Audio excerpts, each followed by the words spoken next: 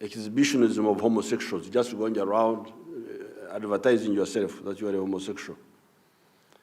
Africans are flabbergasted by exhibitionism of sexual acts, whether heterosexual or otherwise, and for good reason.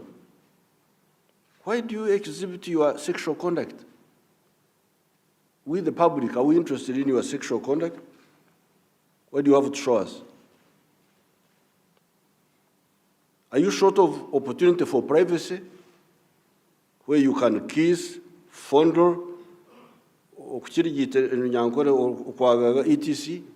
Why don't you go into privacy and do your own things?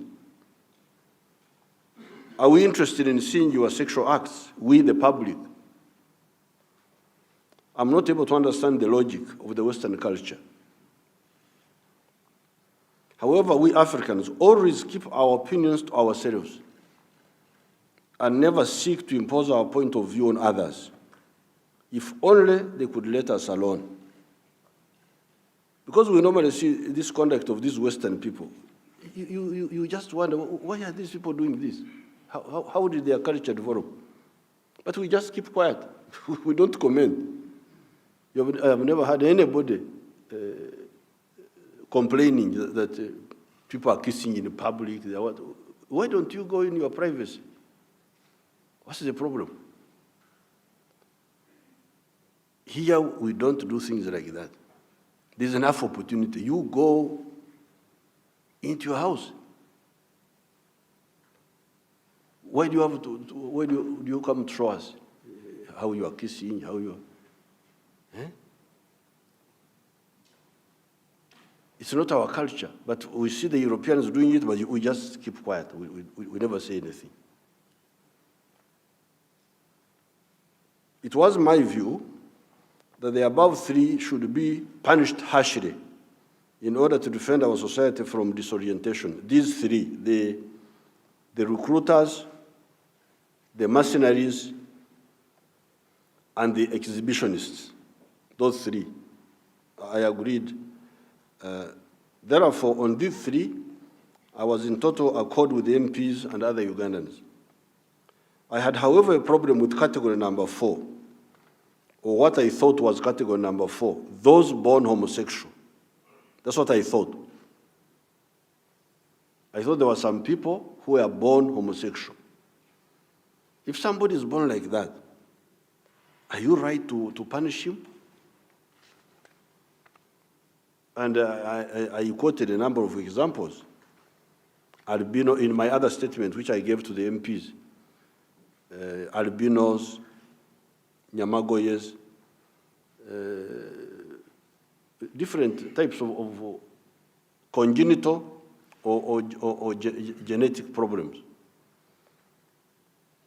So that's why I had a problem. If somebody is like that, that's how he was born, are you right to punish him? Now, some of my people were not caring about this. We don't care. They are all the same. I said you are in danger. You can make a mistake. You can misuse your power. You have got power, yes, but you can misuse power. What if that's how? Because it's a very serious matter. Even now, I have not really fully understood it.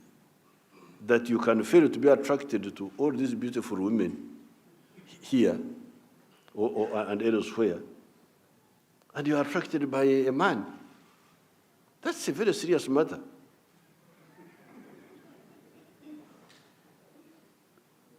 It means there's something really wrong with you. So for me, in my simple way, I thought they must be born like that. What is attracting you in a man? A man to a man? Uganda scientists, as well as consulting scientists from outside Uganda. My question to them was, are there people that are homosexual right from birth? After exhaustive studies, it has been found that homosexuality is in 2 categories. This is my categorization, having listened to all these people. There are those who engage in homosexuality for mercenary reasons. especially here. That's the main problem here.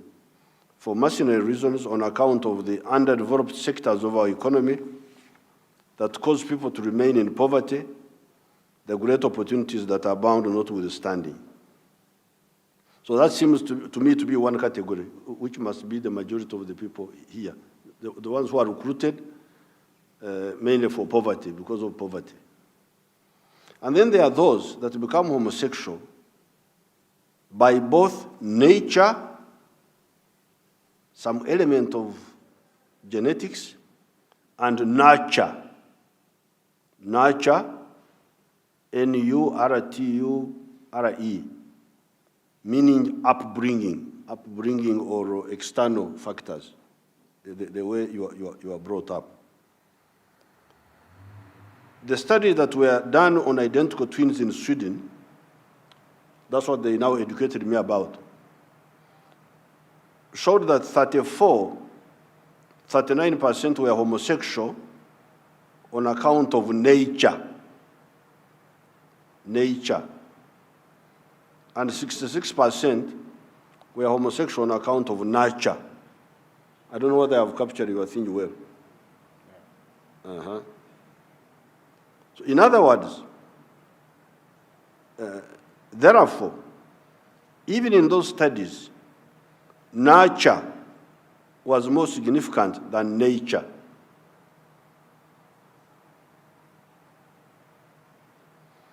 Can somebody be homosexual purely by nature without nurture? The answer is no. Am I right? That's why I call these people here. Can somebody be homosexual purely by nature? Their answer is no. Yes, genetically he may have some small things which are not in good order, but if he's not nurtured in that way, if he's not encouraged in that way, he will be normal, in spite of whatever little. They are still studying it. There is genetics, there are markers, there is epigenetics. I'm trying to follow that chain of our system. And then some are in the chain, some are sitting on the chain, some are, I can't follow it very well. But that's what they were teaching me. The answer is no. No study has shown that. No study has shown that you can be homosexual purely by nature. This is our country, this is our society, it is our future, it is not anybody's future. And the outsiders will have to live with us, or if they don't want, they take their aid and we shall. Uganda is very rich, we don't need aid. In fact, aid is part of the problem.